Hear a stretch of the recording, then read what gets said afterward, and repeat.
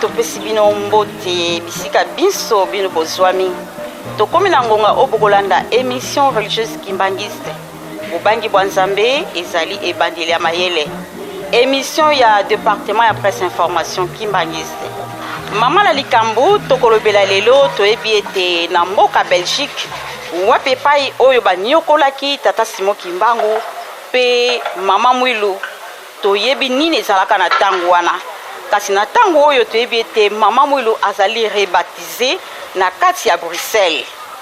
kombo ya Léopold de Ville yango nde epesami kombo ya mama Marie Mwilu Kawanga nde tozali bongo na mama Chantal ye penza nde akoyeba kokundola pona nini babengi mama Mwilu femme résistante yango nde tokolobela yango tobanda tobonde na kombo ya tata ya mwana tata Molimo Mosantu papa Simon Kimbangu kianga ni nzambe na biso totondi yo pesi biso mokolo kitoko mokolo mwayenga ngai na bandiko na ngai tokabola sango eke na mokili mobimba batela biso pesa biso bwanya e bandeli pe suka zana biso elongo o kombo ya tata ya mwana tata Molimo Mosantu amen. Le Seigneur Dieu Tout-Puissant que nous prions est celui qu'invoquaient nos pères. Nous nous souvenons que c'est au nom de l'Éternel Dieu qu'ils ont conquis notre patrie. À l'heure où la RDC se réveille, cherchant à s'affirmer, nous nous souvenons que ce n'est ni par la violence, ni par les armes qu'ils l'ont conquise, mais c'est plutôt par les jeûnes et prières adressées à l'Éternel au nom du Sauveur qu'ils ont conquis la nation. Nous le savons, nous sommes la descendance glorieuse d'Afrique. Nous savons aussi que nous avons été rachetés par son sang. Et enfin, le Seigneur a fait de nous ses enfants, la descendance des héros de la non-violence. Pacifistes nous sommes, hospitaliers nous le sommes. À l'heure où le Congo, terre d'asile, le Congo réconciliateur, lutte pour la reconquête de son intégrité volée, les Congolais s'en souviennent encore aujourd'hui que ce n'est ni par la violence, ni par les armes que nos aïeux ont conquis la patrie, mais au contraire, c'est par les jeûnes et prières adressées à l'Éternel au nom du Sauveur qu'ils l'ont conquise. Bandeko balanzi ndenge na lobi na bino ete femme résistante maso na biso ekozala na mama Chantal. Mama Chantal Nkei o azali conseillère chargée des questions na cabinet ya tata Mokonza Bole na mai oyo etali environnement nde yango tokopesa ye mbote mama Chantal mbote mama journaliste solo bandeko balanzi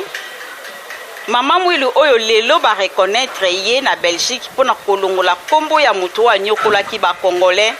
bakamati kombo yango bapesi yango kombo mama Marie Mwilu Kawanga Nzitani kasi loko nini impressionné biso babengi ye femme résistante yango na mama Chantal motuna penza ezali epai na yo oyebisa biso mama Mwilu babengi femme résistante nini oyo asalaki.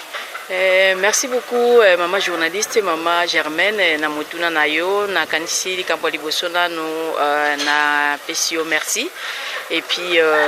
nazongisi vraiment reconnaissance pour na lelo o kanisi ko inviter nga na plateau na bino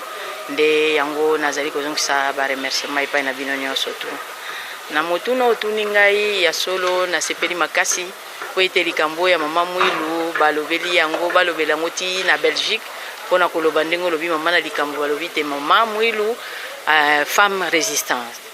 Alors tokoki nanu kokende mwa mukie kopesa mwa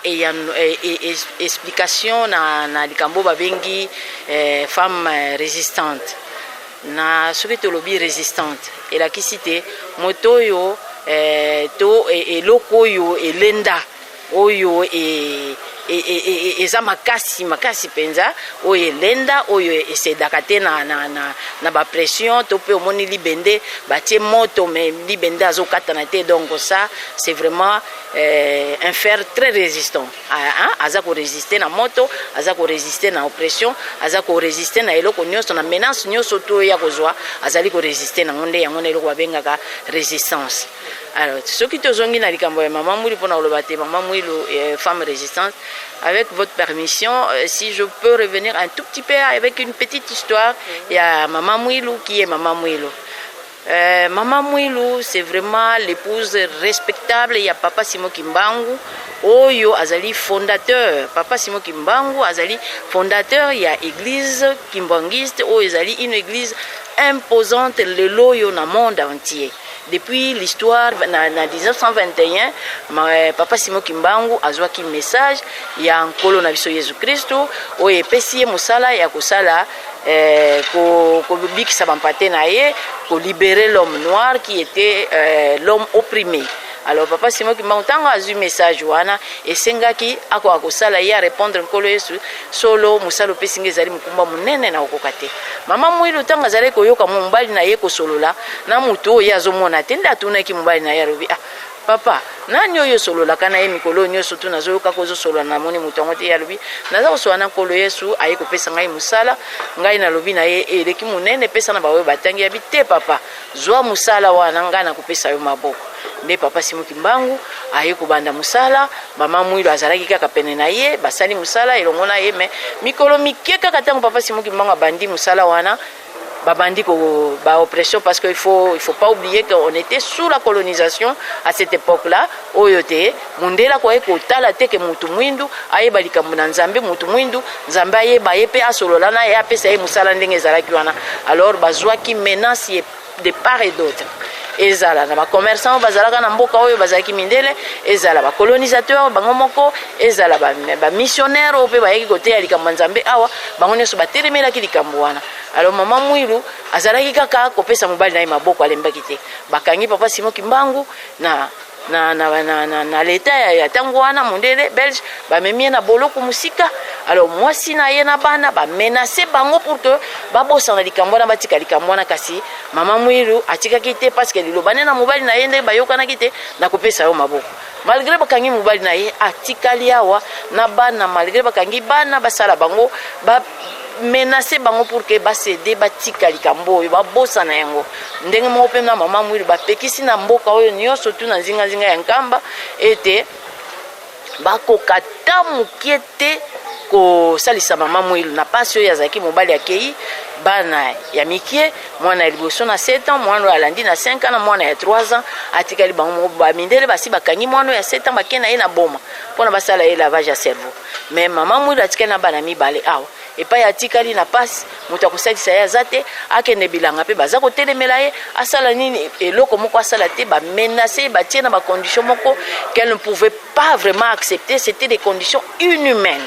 Alors la femme a tenu bon parce que alobaki likambo yo papa azui et tenkolo yo sapesi musala il faut l'homme noir à se libérer. Maman Mwilu alembaki te atelemelaki kaka na place oyo bayokana na mobali na ye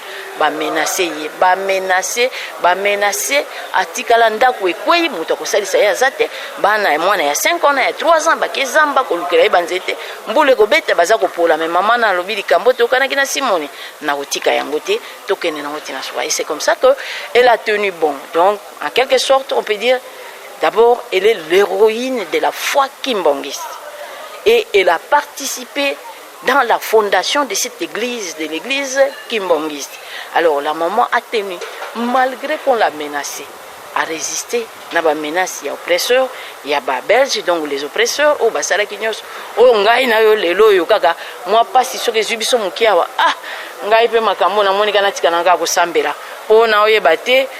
papa si zo continuer, ça veut dire quoi? Na o sambela te papa si. Donc moindre menace tozui tobandi komona neti na cédé na tika na sana makambo baninga msusu ba osala parce que moi je me sacrifie, je dis je dois prier, je dois être conforme à ce que aux recommandations de papa de Dieu et alors que batu msusu ba osala ba n'importe quoi ils sont bien. Mais maman Mwilu a dit ndenge toyokanaki ndenge na kokokisela.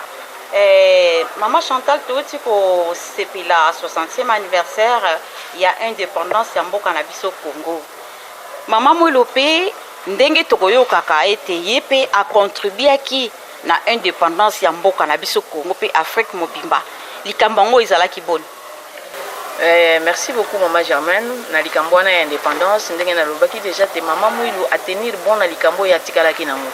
tango bazalaki na mobali na ye azalaki na ba manuscrits azalaki na makambo azalaka kokoma oyo ezalaka programme ya mokili mobimba et surtout ya Afrique pays Afrique, comment ils devraient accéder à l'indépendance et échelonnement. Donc, Azalaki Kosala, étape par étape, comment accéder à l'indépendance, c'est Bamboko. Mais donc, on a une histoire et voir même ce qui a coûté prison naïe, tant que l'homme noir deviendra blanc, l'homme blanc deviendra noir. C'est pour dire que l'homme noir doit être libéré. À ça la pendenge moninga o mususu azali ko sala peuple nyos tondenge azali ko azali libre. Alors maman Mwilu tango atikali malgré bazalaki ko menacer ye na bandenge nyos po babotola ye mikanda oyo ya programme papa Simon Kimbangu asalaki akendaki ko bomba ngo musika ake ko bomba ngo na mboka moko na rivière moko ezali ya na likolo na 8 km ya Nkamba na Mbuki atiango na kati ya Damjan atimoli libulu abombi ngo musika o mundela menacer na ndenge nyos po botola mikanda wana dona mikanda wana nde ekomama ki na programme pe ya makambo wana na ba programme wana nyoso tu mais pendant que papa Simon Kimbangu azalaki na prison basi ko akangi roi de Belge ba levaki Albert Ier wazaki na no prince à l'époque ba levaki na ba allemand ba bombi na boloko ya sama bele pona ba bomaye mais siko déjà moko kako azali successeur ya royaume de Belgique iye lelo bakangi na ba allemand na boloko ya sama bele ezalaki pona te ba bomaye. Alors so babomi royaume de Belgique elingaki ezanga sikoyo mokitani na yango. Alors esengelaki babimisa bamonaki ndenge mosusu ya kosala te baye kolanda bana ya papa Simon Kimbangu bazalaki na colonie scolaire de Boma. Balandi papa Simon Kimbangu balandi papa Diangena na papa Kisolokele bamenacer bango balobi bo benga papa na bino pour que asunga biso pona héritier na biso. Papa babengaki papa Simon Kimbangu ayebaki bayokanaki na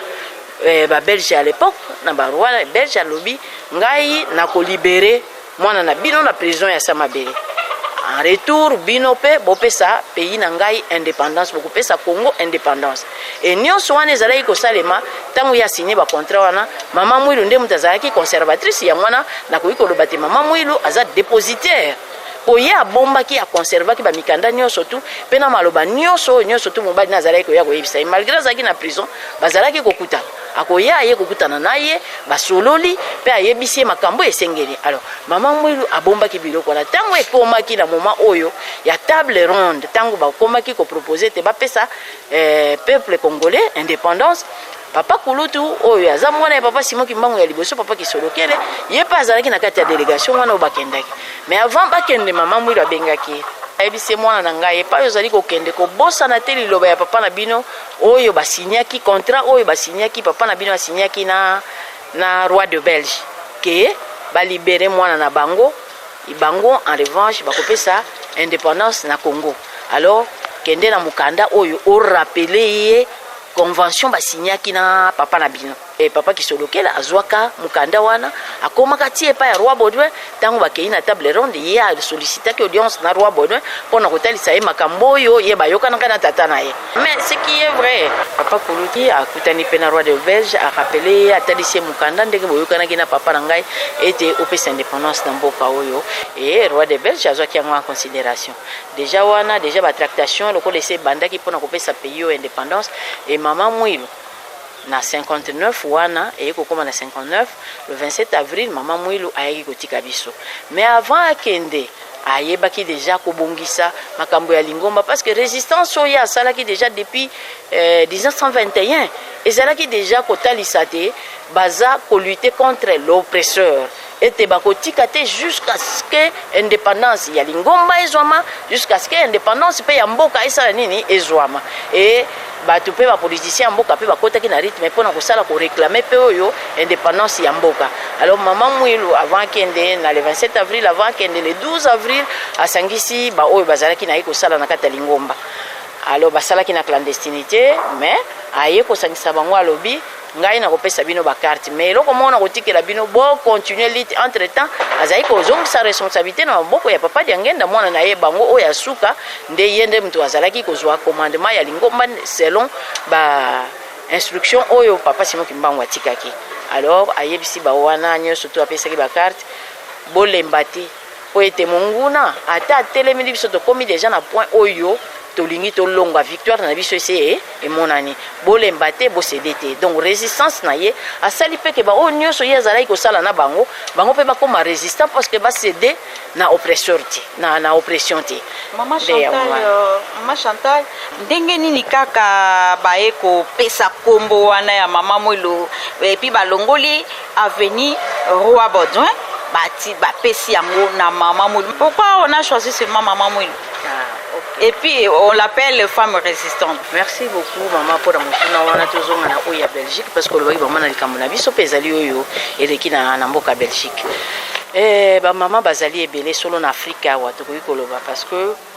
ba Belge ezali ba maman lisanga oya ba maman oyo bazwaki likanisi wana balaki mibale bazwi likanisi te na mboka oyo mokili mobimba eza na ba maman oyo basali makambo ezali ya kokamwa basali makambo ya minene mais ezali kobosana na mitu ya bato bazali koyeba yango te. Ça rentre dans les oubliettes alors que ces femmes là ils devraient quand même être valorisées, ils devraient être quand même promis mokili mobimba pe bayeba bango misala nini ba maman wana basali. Alors pona bango likanisi tango bazwi balobi eloko tokoki kosala momentanément temporairement to rebaptiser ba rue ba kombo ya ba rue oyo eza na bango na Belgique pona bapesa ba kombo ya ba mama wana tokoki koloba na monde entier bazwi ba mama à peu près 1700 oyo bango baponi oyo mosusu azalaki na États-Unis oyo atelemelaki makambo ya po mingi ezali wana ba mama oyo ya batu mwindu pe moko oyo atelemelaki makambo ya ségrégation raciale na mboka États-Unis ye bazwi ye pe bapesi ye kombo barebaptize rue moko na kombo na ye bazwi mama mosusu oyo pe asalaki baklase ya minene docteur ya liboso mama wana pe bazwi kombo na ye pe barebaptize rue moko oyo abiso pe Mama Mwilu na Afrique oyo te kombo kutu même na RDC oyo tozola ye ata mokolo moko te oyo ya kokumisa ye topesa ye lokumu ndenge esengeli te po nul n'est prophète chez soi, c'est qu'on dit, et ça peut être vrai parce que Mama Mwilu, ce qu'elle a fait, si le monde reconnaît les mérites de Mama Mwilu, mais nous-mêmes en RDC là, jusque-là, personne ne reconnaît encore la résistance. Il y a Mama Mwilu, personne ne reconnaît encore le bienfait, la valeur, il y a Mama Mwilu. Alors, le monde a trouvé que non, la Belgique a pensé que non, c'était bon quand même qu'on soit Mama Mwilu. Nde yango moni ba rebaptiser rue wana square de Leopoldville na kombo ya Mama Marie Mwilu Kiawanga batie 1880 date année na ya botamaki batie 1959 année oyo ya atika kibiso donc atika kibiso le 27 avril. Alors eloko wana il faut te ya biso. Alors mundela monike na ko lukelo ko nini ya kosala ya munene mais na pesa na rebaptiser ata rue wana po ezali quelque chose, une initiative où ils temporaire, hein? Ils ont pour liberté ba venu, on est que ça à peu près 3 et 9 mois plutôt. Et que ça à peu près 9 mois pour qu'on ne fisse que batou na kolekana atali et puis na batou na biso pe baza kuna babandoko ya. Mais pourquoi on a rebaptisé cette rue qui s'appelait tel ba rebaptisé on a kombo ya Mama Mwilu Marie Kiawanga. Te tokende nanu toluka toyeba mama ngo aza nani nde yangwana mundela sali nde ngwana epesa biso pe bate ya biso pe bayindo biso moko pe RDC na biso tozwa eloko na valeur soki mutu mususu mboka mususu bazwi likamwana na valeur biso moko pe sengeli tozwa valeur na likamwana tote. Alors tango bapesi kombo wana toyebi ke ezali pour 9 mois après ekozonga bango bakoki kosala lisusu bakokanisa eloko nini mususu na nsima bakoki kosala mais biso moko na RDC toyeba pe kokanisa biso pe ba mama toza pe na ministère etali kaka ba mama pe biso moko pe ba mama ezala na kata lingomba ezala wapi toyeba nanu kokanisa toluka eloko ni initiative nini oyo tokoki kosala ya solo na kata lingomba toza déjà na association oyo tobengaka association des femmes kimbongistes na mémoire ya Mama Mwilu. Mais tu es bappé sous ce luka, l'action moko ezala de grande envergure dans le monde entier. Comme ça, Mama Mwilu sera connue dans le monde entier. Non seulement au Belgique à Sali, mais tout ça là, les soucis ya mingi koleka. Na Belgique ne ba on nyokola ki papa Simon Kimbangu. Na yango bandeko balanzi bolanda lolenge kani misala pona préparatif ya centenaire pambate ezali etinda ya tata Mokonza Boule papa Simon Kimbangu Kiangani. L'église de Jésus-Christ sur la terre, par son envoyé spécial Simon Kimbangu, s'apprête à fêter son 100e anniversaire. Depuis que sa toute première cloche a sonné le 6 avril 1921 dans le village Nkamba, par l'épouse du fondateur du kimbanguisme, Maman Marie Mouilo Kiawanga Nzitani. Changement, il y a pour rétablir ordre aux Israéliens perturbés depuis et bandeli ya mokili. Kimbanguisme nde yaki pour restaurer la valeur nyonso oyo mutumwilu abungisaki. C'est le début du ministère ainsi que de tracasseries sur la vie de Papa Simon Kimbangu par les colons belges. Ces souvenirs me font du mal. Sous les influences des églises catholiques romaines et anglaises. Du point de vue de la doctrine, et tant qu'on continue à nous quelle que soit la divergence, mais pour que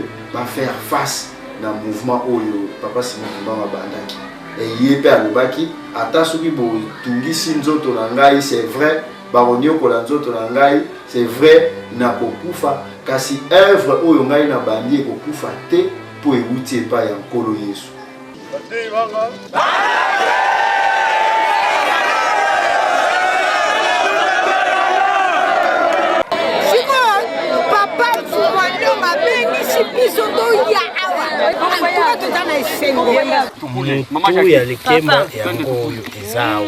Avec espoir que ekoliama po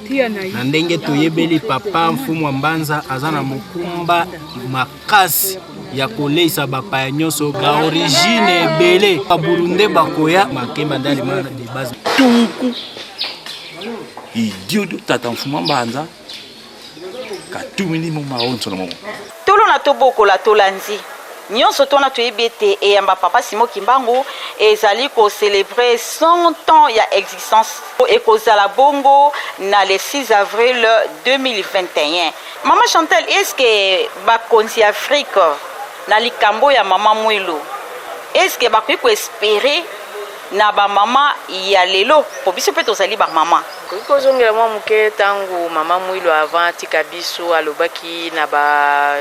oyo nyonso bazalaki kotambulisa lingoma na tango wana apesaki bango bakarte mpona kotalisa te aplanifier aorganisaki déjà bastructure yale abandaki déjà koorganize structure ya lingomba ntina bakatéchiste. Alors apesi bango bakarte alobi na bango komba oyo botika yango te, bino bokende liboso atanga naza lisusu te, bino bokontinue komba oti tokozwa victoire. Et effectivement, tu as victoire na résistance ya Mama Mouilo, tu as victoire lelo tu as na lingomba. Tu as lingomba lelo tu as libre, tu as libre, tu as sambela ndenge to lingi.